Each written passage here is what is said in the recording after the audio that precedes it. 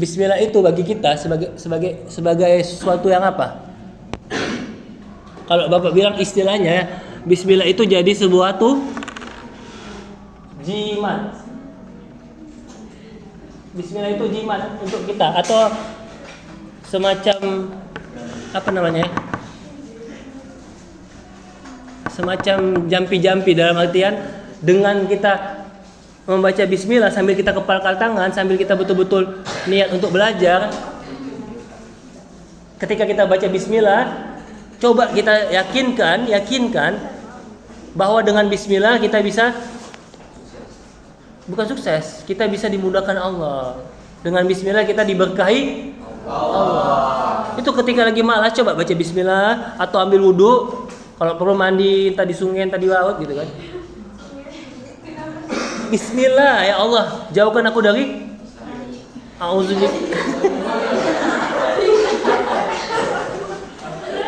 A'udzubika tadi minal kasli.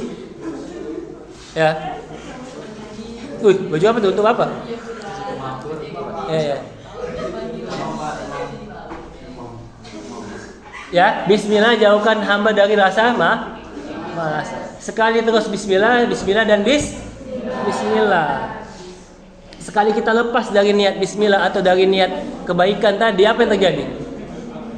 Sekali Agung niatnya tercemar, niatnya bukan karena Allah lillahi, maka di situ jadi setan yang akan mendekati kita, ya kan? Setan.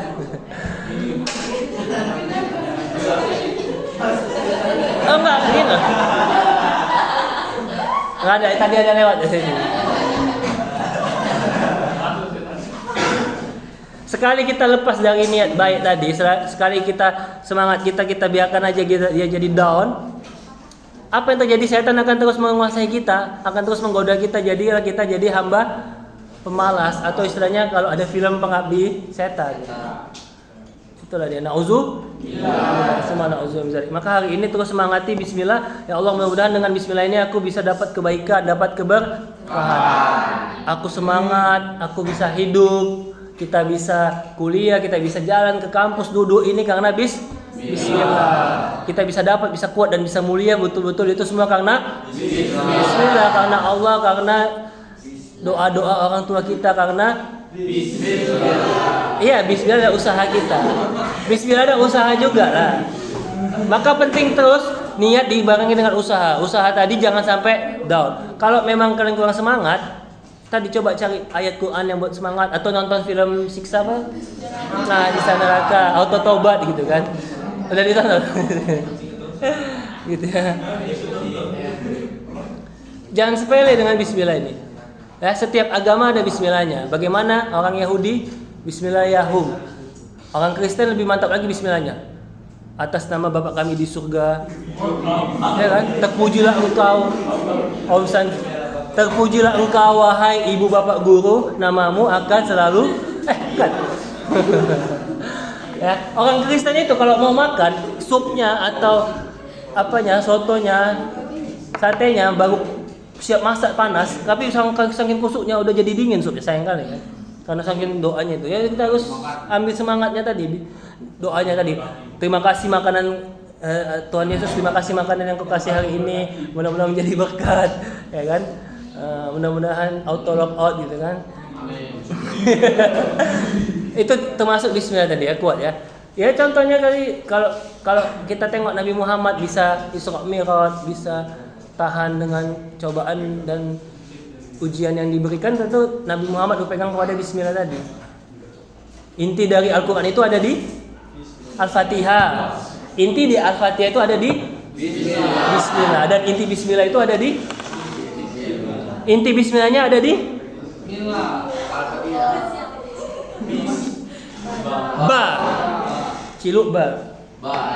Bi itu artinya apa? Dengan, bersama Allah, di dekat Allah. Itulah dia bi. Kita yakini Allah ada dekat kita, kita usahakan diri kita untuk mendekat kepada Allah. Insya Allah akan dimudahkan Allah, diberkahi Allah. Sebab apa? Tujuan utama manusia ini kan untuk mendekati Allah, beribadah, bertakwa. Ya itu tadi, bismillah tadi. Dan inti semuanya itu dengan bismillah. Allah menciptakan kita ada ini semuanya ini karena Allah semuanya kan. Itu Bismillahi majreha. Bismillahi tawakkalna 'alallahi wa la ilaha. Sebelum tidur juga bismika wa bismika. Ada lagi ayat pertama kali turun juga bismillah walaupun enggak langsung bismillah. Iqra bismi rabbikal ladzi khalaq. Bahkan saking pentingnya bismillah ketika Agung lupa baca bismillah lagi makan, di tengah-tengah makan itu teringat baca doa, baca bismillahi awwaluhu wal akhiru atau di akhirnya. Itulah bismillahirrahmanirrahim. Semua nabi-nabi pasti mengamalkan bismillah itu tentunya dengan semangat dan kuat. Bahkan di zaman sebelum ada kedokteran atau dunia medis, bahkan ulama-ulama kita ini kalau memang betul-betul dia ulama, pasti dia bisa mengobati orang. Cukup baca Al-Fatihah dia bisa terobati. Itulah tadi bismillah. Bahkan kalau kita tengok bismillah itu juga ada di dalam pembukaan Undang-Undang Dasar 45. Ya kan? Undang-Undang Dasar 1945 pembukaan bahwa kemerdekaan atas rahmat Allah maksudnya. Maaf. Atas rahmat Allah yang Maha Kuasa. Pembukaan bahwa kemerdekaan ini adalah hak segala bangsa. Atas nama Allah, atas izin Allah. Semuanya ini terjadi. Tentunya semuanya pasti akan diizinkan Allah. Semuanya pasti akan diizinkan. Semuanya pasti akan Allah izinkan. Tapi pertanyaan selanjutnya setelah Allah izinkan, apakah Allah berkahi semua yang kita lakukan? Contohnya kita datang ke kuliah ke kampus ini, datang ke kampus, itu pasti Allah izinkan kita. Tapi setelah Allah izinkan apa selanjutnya? What next? Apakah amalan ini hanya amalan yang sia-sia, amalan yang formal aja? Atau memang amalan yang insya Allah dilindungi, disertai di dalamnya keberkahan kepada Allah?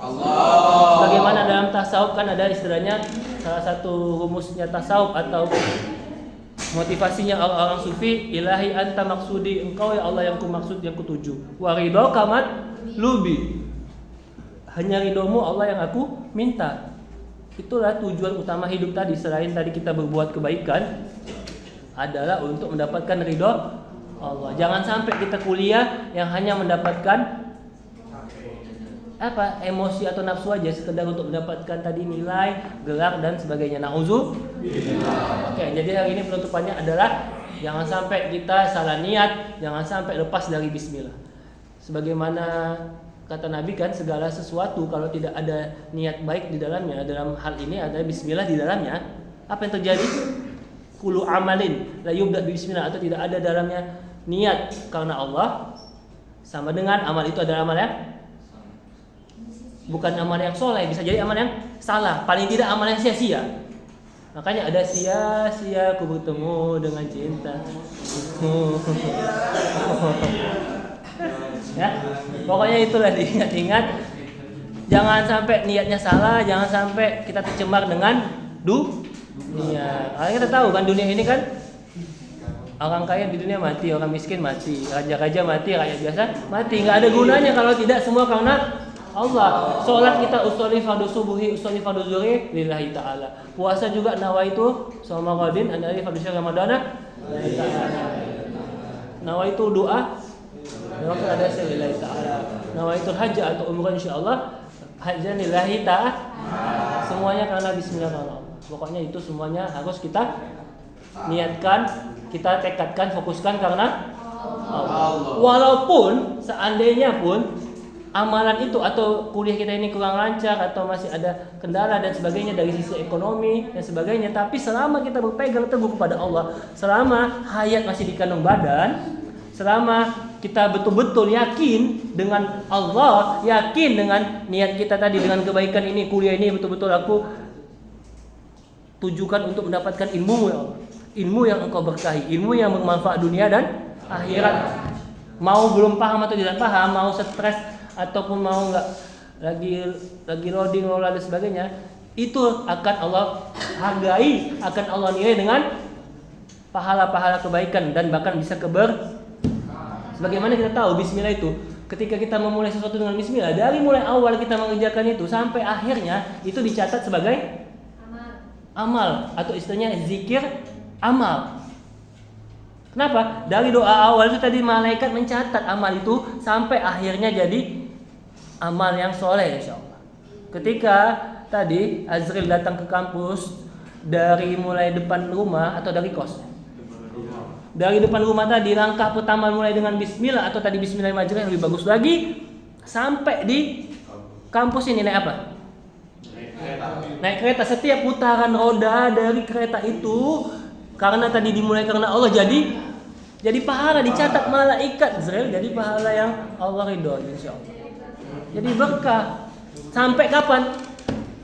Sampai Azrail pulang. Makanya Azrail nanti malam di sini aja dulu nginap gitu kan. Udah banyak pahalanya. Kan ini minggu terakhir pula kan dia. Itu dia aja. Oke, pokoknya intinya akhir katanya penutupannya adalah terus semangati diri, coba cari motivasi diri, semangati mungkin dengan bismillah atau dengan tadi siksa neraka, siksa kuburan gitu ya kan, dan sebagainya. Ya, mudah-mudahan bisa semangat ya. Mudah-mudahan bisa terus istiqomah di jalan fi sabilillah. Coba juga gambarkan motivasi itu kayak mana. Kita lihat Palestina saat ini, makan aja untuk makan, untuk minum dan sebagainya, rumah tidak ada lagi. Kita sekarang udah dikasih Allah nikmat, mesti kita jaga. Jangan sampai kita mau menghayalkan sesuatu, ternyata hayalan itu sebenarnya ternyata orang lain kepengen kita. Bisa kita tadi kepengen kereta, rupanya orang lain naik sepeda. Orang lain, maaf, kita punya sepeda tapi kita kepengen kereta, rupanya orang lain ada yang nggak bisa jalan. Jadi kita bersyukur hari ini masih bisa kuliah. Apa yang kita inginkan, sesuatu yang kita inginkan itu ternyata belum tentu dimiliki orang lain. Belum tentu yang kita punya sekarang ini ternyata masih banyak orang lain yang mau kepengen. Itulah yang kita jaga tadi. Kalau nanti memang Allah berikan rezeki keberkahan, ya udah pasti Allah kasih. Tapi syaratnya tadi apa? Niatnya dijaga. Apa niatnya? Karena lillahi. Itu dia. Sebab ada hadis innama yub'atsu ma'an yatin. Sebenarnya manusia ini di akhirat nanti yang ditanggungjawabkannya amalnya atau apanya? Yang paling pertama kali jadi tanggung jawab bukan kalau amalan sholat ya, tapi secara inti filosofi apa yang Allah tanyakan atau Allah incar ketika di akhirat nanti, yang Allah langsung yang sebagai inti dalam kehidupan kita itu di mananya? Yang ingin Allah inti dalam hidup itu ada di mananya? Yang nanti di akhirat itulah yang awal mula kali di awal mula kita di akhirat nanti yang langsung dimintai pertamanya itu apanya? Bukan amalnya. Pertama kali yang Allah hisab nanti bukan amalnya, tapi bukan apanya? Pertanggungjawaban di niatnya. Ketika kita contoh nih, ketika kita membunuh orang lain, tapi di Palestina kita membunuh Israel, boleh nggak? Boleh kali, tapi membunuh. Cuman karena niatnya jihad, boleh. Jadi yang ditanggung jawab itu bukan amalnya dulu, niat kita dulu. Niat kita sholat, niat kita puasa, niat kita zakat, tapi itu hanya untuk gimmick, hanya supaya dipilih 01, 02, supaya kita dianggap, misalnya si Gana mau jadi caleg, dianggap calegnya yang Islami, caleg yang taat ke masjid, yang dermawan. Apa jadinya sedekahnya? Sedekah yang batil, sedekah sia-sia gitu. Karena tadi niatnya bukan karena Allah. Atau mengungkit-ungkit sedekah tadi. Jadi kalau kita ibadah atau kita sholat zakat tadi karena bukan Allah, bagus nggak usah sholat aja. Kenapa? Karena dia mengakal-ngakali ibadah tadi gitu. Jadi Allah kayak dipermainkannya. Nampaknya dia sholat, ternyata di depan mertua ya kan, Gom? Na'udzubillah.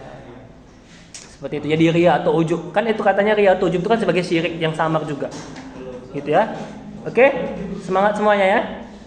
Oke, mudah-mudahan bisa jadi manfaat ilmu ini, bisa jadi berkah ke depannya. Jangan anggap sesuatu, jangan sepele, jangan kebaikan, dan jangan bosan jadi orang baik. Mudah-mudahan kita digolongkan Allah min ibadikal muhsinin. min ibadika sabirin wa min ibadika syakirin. Nah, jangan sampai kita menyia-nyiakan segala sesuatunya ya. Jangan ya Abi ya. Jangan sampai menyesal ya. Jangan sampai menyesal, jangan sampai nanti di akhirat di neraka baru ngomongnya Allah kok tahu kayak gini aku ibadah, kok tahu kayak gini aku niatku ku jaga karenamu. Walaupun amal kita sedikit, walaupun ibadah kita sedikit, tapi kita jaga amal kita, sholat kita tadi 5 waktu tapi betul-betul karena Allah.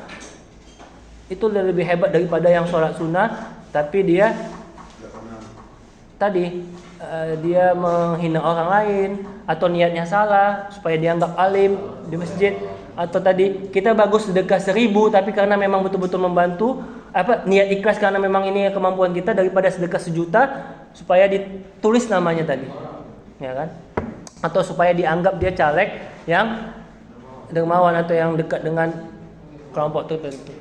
Itu dia. Hati-hati lah ya. Atau haji supaya ditulis Haji Prabowo Gemoy gitu misalnya kan. Ijazah S2 supaya dianggap dia bisa S2 di Australia katanya kan. Nah, kayak gitu lah itu. Oke, ya. Hari ini sampai sini saja. Ada pertanyaan? Tidak ada ya? Habis ya? Semangat semuanya ya. Oke, mudah-mudahan ada waktunya kita bisa berjumpa kembali ya kan. Kalau memang nanti ada mau diskusi atau apa silakan enggak apa. Oke ya. Pokoknya intinya jangan menyesal nanti di 3-4 tahun kemudian, bagus dicicil kesusahan itu, kesulitan, keribetan itu di saat ini hari ini.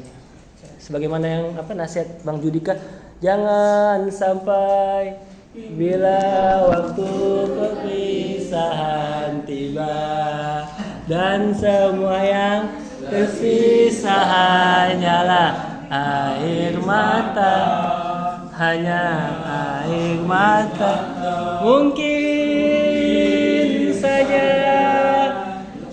takkan menghilang selamanya, dan semua yang tersisa hanyalah air mata, hanya penyesalan ya kan. Ya, jadi jikalau bosan, ingat terus Allah, ingat terus diri kita yang harus sukses. Aku sukses karena diriku, motivasi dari dalam. Seandainya pun Nabi Muhammad ada di sini, kalau kita nggak mau semangat dari dalam, kita nggak menyemangati diri kita, nggak ada gunanya, nggak guna Nabi Muhammad hadir sampai berbuih pun di depan kita menasihati kita. Jadi kayak batu kan, jadi mantul ya, masuk kuping kiri keluar kuping kanan gitu. Oke, mudah-mudahan Allah berikan kita ilmu yang manfaat. Allahumma rzuqna ya Allah ilman nafi'an, Allahumma rzuqna rizqan wasi'an wa ilman nafi'an wa amalan sholihan. Amin amin ya rabbal